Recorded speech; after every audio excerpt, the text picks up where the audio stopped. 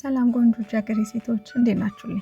ዛሬ በዚህ ቪዲዮ ያቺ የምትፈልጓትን አይነት ሴት ወይም እንደዚህ አይነት ሴት መሆን ፈልጋለሁ የምትሏትን አይነት ሴት እንድትሆኑ የሚረዷችሁ 8 ወሳኝ የሆኑ ልማዶችን ወይም በየቀኑ ልታደርጉ የሚገባችሁን ልማዶች ይዤላችሁ መጥቻለሁ። ይህ ስለ ሴቶች ጤና፣ ውበት፣ ጤናማ የአኗኗር ዘይቤና ስኪን ኬር የምናወራበት የሆን ገጽ ነው። አብራችሁን ቆዩ። ላይክ፣ ሰብስክራይብ በማድረግ ቤተሰብ ይሁኑ። ከታተሉ። አንደኛና የመጀመሪያ ብዬ ያስኩት የምታረጊያቸውን ፕላኖችሽን ወይም የቀን እቅዶችሽን የመጻፍ ልምድ ይኖርሽ ወይም ቱዱ ሊስት ይኖርሽ ማለት ነው። ይሄ ልምድ በጣም ለስኬታማ ሴት በየትኛውም አቅጣጫ ተማሪ ብትሆኚ፣ ሰራተኛ ብትሆኚ፣ የቤት እመቤት ብትሆኚ እንደዚህ አይነት ነገር የመጻፍ ልምድ ወይም ቱዱ ሊስት የመጻፍ ልምድ ቢኖርሽ በጣም ውጤታማ ያደርግሻል። ይህ የሚሆንበት ምክንያት ምንድን ነው? ብዙ ጊዜ ሴቶች አእምሯችን ኮንስታንትሊ ነው በቃ ያለ ማቋረጥ ነው የሚያስበው። እንቅልፍ ካልወሰደን በስተቀር አእምሯችን ማቋረጥ አያስብም። ባንዴ ብዙ ቦታ ነው አእምሯችን የሚሄደው እና አንዳንድ ጊዜ ደግሞ በተለይ እንደዚህ ተማሪ፣ ሰራተኛ ወይም የቢዝነስ ሴት ሆነሽ ከልጆች ጋር ወይ የራስሽ ቤተሰብ ሲኖርሽ ደግሞ ኃላፊነትሽ ብዙ ቦታ ስለሆነ አንዴ ይሄን አርጌ ቀጥሎ ይሄን አርጌ ስንል አእምሯችን በጣም ሁሌ ቢዚ ነው የሚሆነው እና ቱዱ ሊስት ቢኖርሽ ግን ወይም በቀን ውስጥ የምታረጊያቸውን ነገሮች የመዘርዘር የመጻፍ ልማድ ቢኖርሽ አእምሮሽን ታሳርፊዋለሽ። አእምሮሽ የተሻለ ነፃ ይሆናል። ምክንያቱም አንደኛ የምታረጊያቸውን ነገሮች ክላሪቲ ይሰጥሻል ስትጽፊው ማለት ነው። እንዲያርጊ ተብሎ አእምሮሽ ውጥር የሚለውን ነገር ልክ ወደ ምትጽፊበት ነገር ወይም ወደ ወረቀትሽ ስታወርጂው አንደኛ ግልጽ ብሎ ይታይሻል የምታረጊው ነገር፣ ሁለተኛ ደግሞ ለአእምሮሽ ፋታ ትሰጪዋለሽ፣ ሶስተኛ አዋዋልሽ ልክ እንደ ፕላንሽ በስንፍና ወይ ሶሻል ሚዲያ ላይ ወይ በጓደኛ ብቻ በተለያየ ነገር እንትን ስትጎተች አትውይም። ከሱ ይልቅ አኮርዲንግ ቱ ዘ ፕላን ትሄጃለሽ። ስለዚህ የተሻለ ውጤታማ ያደርግሻል እና በተለይ ደግሞ ማታ ላይ ለነገ ፕላን የመጻፍ ቱዱ ሊስት የማድረግ ልምድ ቢኖርሽ ይላል። ሁለተኛው እንግዲህ ደግሞ ልብሶችሽን ለነገ ዛሬ ማታ የማዘጋጀት ልምድ ይኖርሽ። ተማሪም ብትሆኚ፣ ሰራተኛ ወይም የቢዝነስ ሴት ብትሆኚ ጠዋት ላይ ልብሶችሽን ከመምረጥ ወይም ከማዘጋጀት ይልቅ ማታ ላይ አዘጋጅቶ ማስቀመጥ በጣም የተሻለ ነው የሚሆነው። ብዙ ጊዜ እንግዲህ ሴቶች የምንወቀሰው ምንድን ነው? ለመውጣት በጣም ጊዜ ትወስዳላችሁ ወይ ትፈጃላችሁ በሚለው ነው እና አንደኛው ደግሞ ምንድነው ጠዋት ላይ ይሄ ተረምስ ነው ልብስ ይሄኛው ብለን ስንመርጥ ማለት ነው አንደኛ ጊዜ ይወስድብናል። ሁለተኛው ደግሞ ወይ ጊዜ እንዳይወስድብን ወይ ረፈደ ብለን የማይመቸንን ወይ ደግሞ በቃ ብዙ ኮንፊደንስ የማይሰጠንን ነገር አድርገን እንወጣና ሙሉ ቀናችንን ብር ብሎን ወይም ደግሞ ስናስተካክል ወይ ደግሞ ብዙም በቃ ኮንፊደንስ አይሰማን እንውላለን።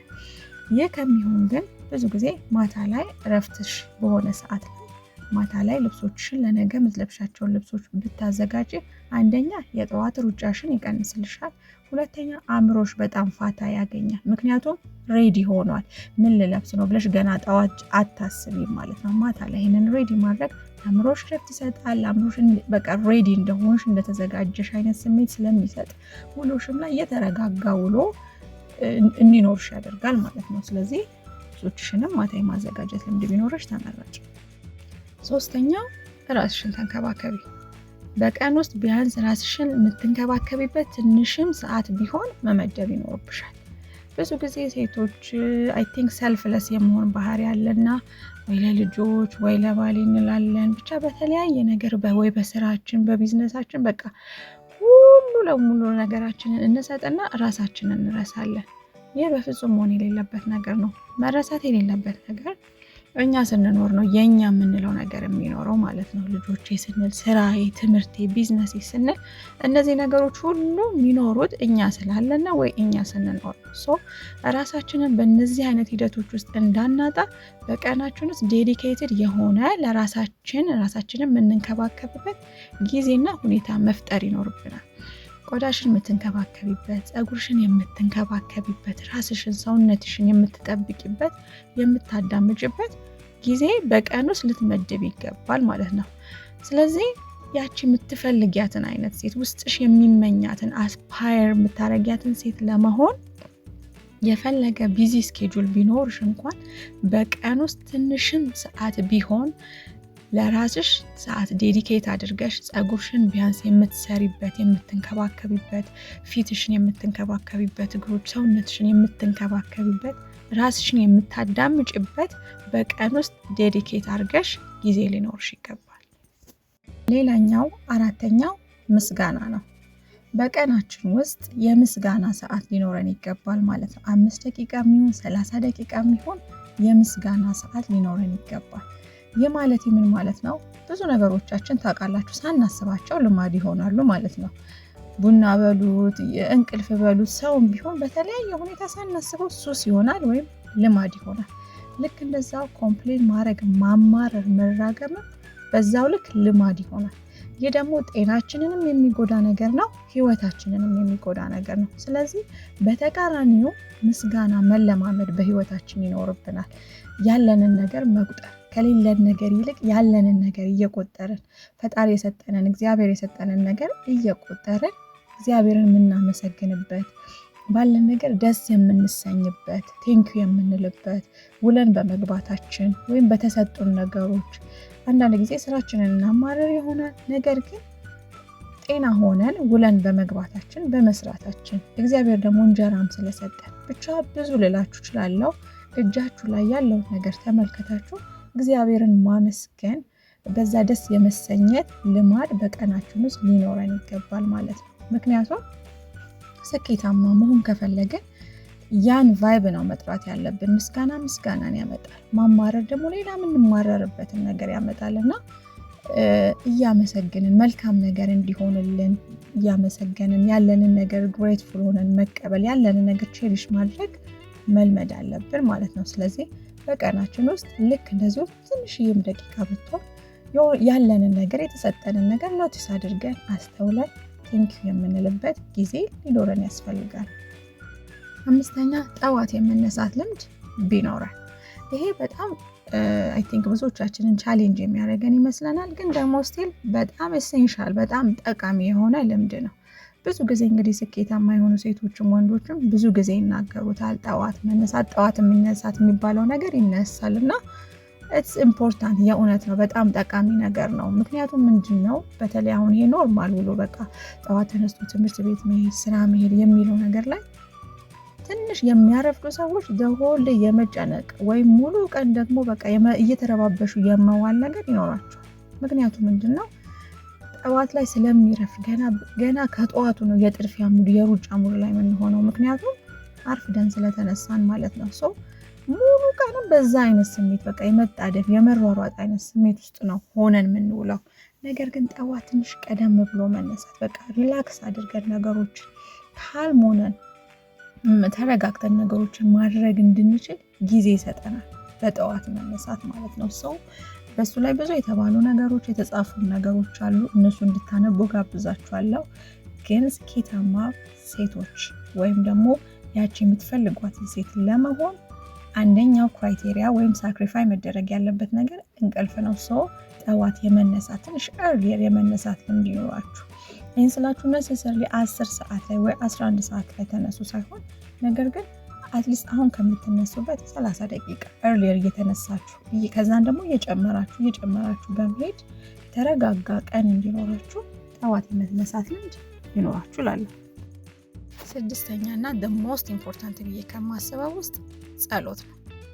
ስኬታማ ሴት መሆን ከፈለግሽ፣ እንደ ሰውም ስኬታማ ሰው መሆን ከፈለግሽ ጸሎት በጣም ኢምፖርታንት ነገር ነው። በየትኛውም አይነት ሁኔታ ላይ ብትሆን የቢዝነስ ሰራተኛ ወይም ተማሪ፣ የቤት እመቤት፣ ምንም አይነት ውሎና ምንም አይነት በቃ የምትሰሪው ነገር ቢኖር ጸሎት የሚጸልይ ሰው በቃ በጣም ስኬታማና ውጤታማ ነው የሚሆነው። አትሊስት መጥፎ ቀናቶች እንኳን ቢያሳልፍ ሰው የሚጸልይና የማይጸልይ ሰው ተመሳሳይ እንትን ወይም ሪያክሽን ይኖረዋል ብዬ አላስብም። እና ቀኖችሽን በተለይ ጠዋት ላይ በጸሎት መጀመር፣ ቀኖችሽን ለእግዚአብሔር አሳልፈሽ ሰተሽ መጀመር፣ ክፉን ነገር ከልክለሽ መጀመር ኢዝ በጣም ኢምፖርታንት ማለት ነው። የቀን ውሎሽ ላይ ወይም ነገሮችን የምትይዥበት መንገድ ላይ በጣም ወሳኝነት አለው። ስለዚህ ጸሎት በየትኛውም ሃይማኖት ብትሆኑ ጸሎት ማድረግ ከመውጣታችሁ በፊት ጸሎት አድርጎ መውጣት ትልቅ ነገር ነው ብዬ አስባለሁ። 7ኛው ደግሞ ኤክሰርሳይዝ ማድረግ ወይም ሰውነትሽን ማንቀሳቀስ ነው። እንግዲህ ብዙ ጊዜ ጤናማነት ስንል ስፒሪቹዋል ጤናማነት አለ፣ ሶሻል አለ፣ ፋይናንሻል አለ። ሞስት ኢምፖርታንት ደግሞ ፊዚካል ጤናችን አለ። ምክንያቱም በሱ ጤናማ ካልሆነ ሌላ ነገሮቻችን ጤናማ ይሆናሉ ብዬ አላስብም። ሰው ፊዚካሊ ጤናማ እንድትሆኚ ወይም ውጤታማ እንድትሆኚ ሰውነትሽን በቀን ውስጥ ማንቀሳቀስ ልማድ ይኖርሽ። ይሄ ማለት ምን ማለት ነው? ነሰሰርሊ ጂም እየሄድሽ መስራት አለብሽ ማለት አይደለም። which is nice ማለት ነው። ከተቻለ በጣም አሪፍ ነገር ነው። ነገር ግን ሁልጊዜ ጂም ባትገቢ እንኳን ወይም ጂም መስራት ባትቺ እንኳን ነገር ግን ወክ የማድረግ ኢንቴንሽናል ሆነሽ ሰውነትሽን የማንቀሳቀስ ወይም የመውጣት የመግባት ልማድ ቢኖርሽ በጣም አሪፍ ነው። አሁን ብዙ ጊዜ አሁን ላይ ባልተለይ ያለነው ሴቶች ምንድነው ቢሮ እንውላለን። ከዛ በኋላ ረጅም ሰዓት ትራንስፖርት ላይ እንቀመጣለን። ከዛን ደግሞ ብዙ ጊዜ የቤት አጋዦች ስላሉ ቤት ገብተን ደግሞ በቃ ስለሚደክመንም እረፍ ማለት ወይ ቁጭ ማለት ነገር ይኖራል። ሰውነታችን ብዙ አይንቀሳቀስም ማለት ነው። ነገር ግን ኢንቴንሽናል ሆነን በተለይ ከስራ ከወጣን በኋላ ወይ ቤት ውስጥ አጋዥ ቢኖረን እንኳን ኢንቴንሽናል ሆነ የቤት ስራዎችን ትንሽ ተንቀሳቅሶ የመስራት ወይም ደግሞ አንዳንዴ ጊዜ ከትራንስፖርት ቀደም ብሎ ወርዶ ወደ ቤታችን በምንሄድበት ሰዓት ወይም ወደ ስራ በምንሄድበት ሰዓት ቀደም ብለን ወርደን ወክ የማድረግ ሰውነታችንን የማንቀሳቀስ የማፍታታት ልማድ ይኖረን። ምክንያቱም ረጅም ሰዓት መቀመጥ ያው አይ ቲንክ አንዳንድ ጥናቶች ምን ይላሉ 4 ሰዓት በቃ ዝም ብሎ መቀመጥ በቀን ውስጥ ስንት ፓኮ ሲጋራ እንደማጨስ ነው ካልተሳሳት 2 ፓኮ ሲጋራ እንደማጨስ ያህል ሰውነትን ይጎዳል ይባላል። እና በጣም ጎጂ ነገር ነው ለረጅም ሰዓት ዝም ብሎ መቀመጥ ላይ። ካሁን ላይ ብዙ ሰው ነው ዲስክ የሚባለው የጀርባ ብዙ ነገር ነው ያለውና ቢሮም ቢሆን በምንቀመጥበት ሰዓት በየተወሰነ ደቂቃዎች እየተቀመጥን የመፍታታት ወይም ትንሽ ወክ የማድረግ የመንቀሳቀስ ልማድ ይኖረን። አለበለዚያ ይጎዳል። ሃይማኖት ይሄ እንዲሆን እግዚአብሔር የሚፈቅደው ነገር ነው ብዬ አላስብም።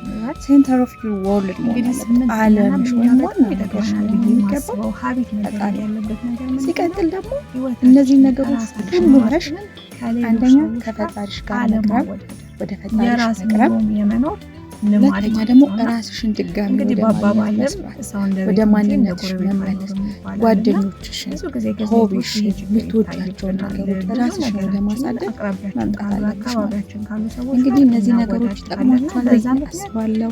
ያለእናንተ አስተያየት ደግሞ ኮሜንት ላይ ጻፉልኝ። ነገር ግን ጤናማ ኑሮ እንዲኖረን ወይም ስኬታማ እንድንሆን ይሄ ሜንታሊቲ መቀየር አለበት።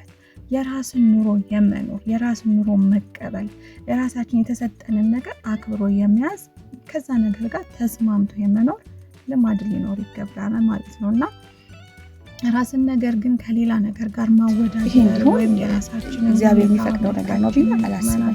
ሴንተር ኦፍ ዩር ወርልድ ማለት ዓለምሽ ወይም ዋና ነገርሽ ነው የሚገባው ማወዳደር ፈጣሪ ነው። ሲቀጥል ደግሞ እነዚህ ነገሮች ሁሉ ብለሽ አንደኛ ከፈጣሪሽ ጋር መቅረብ ወደ ፈጣሪሽ መቅረብ፣ ሁለተኛ ደግሞ ራስሽን ድጋሚ ወደ ማግኘት መስራት፣ ወደ ማንነትሽ መመለስ፣ ጓደኞችሽን፣ ሆቢሽን፣ የምትወጃቸውን ነገሮች ራስሽን ወደ ማሳደግ መምጣት አለብሽ ማለት ነው። እንግዲህ እነዚህ ነገሮች ይጠቅሟችኋል ብዬ አስባለሁ። እስቲ የእናንተን አስተያየት ደግሞ ኮሜንት ላይ ያደርገናል። አስተሳሰባችን ነው እንግዲህ ብዙ ውጤታችን ወይም ኑሯችን ከአስተሳሰባችን የሚጀምረው እና ያለንን ነገር መቀበልና አለማወዳደር አንዱ ነው ብዬ አስባለሁ። እና ያለንን ነገር መቀበል አለማወዳደር አንዱ ሀቢት መሆን ያለበት ነገር ነው ብዬ አስባለሁ።